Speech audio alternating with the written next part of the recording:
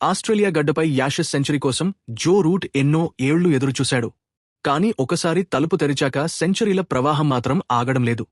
Sydney cricket గ్రౌండ్లో జరుగుతున్న 5వ టెస్ట్ రెండో రోజున రూట్ తన 41వ టెస్ట్ సెంచరీ బాదాడు.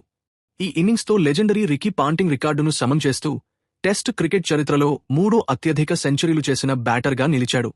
ఈ సిరీస్లో ఇప్పటికే యాషెస్ కోల్పోయిన ఇంగ్లండ్కు ఇది ఓ గౌరవప్రదమైన ఘట్టం. 35 ఏళ్ల రూట్ ఈ సిరీస్లో రెండో సెంచరీ నమోదు చేశాడు.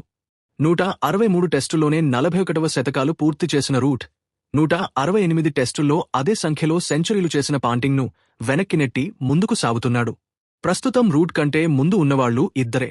సచిన్ టెండూల్కర్ 51 సెంచరీలు కాగా జాక్ కల్లీస్ 45 సెంచరీలతో ముందున్నారు.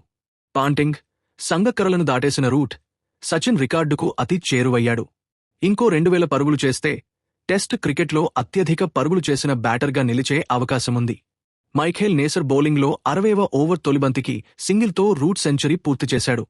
దీంతో యాషెస్ సిరీస్లో ఆసీస్ గడ్డపై ఒకటి కంటే ఎక్కువ సెంచరీలు చేసిన 4వ ఇంగ్లండ్ బ్యాటర్గా నిలిచాడు.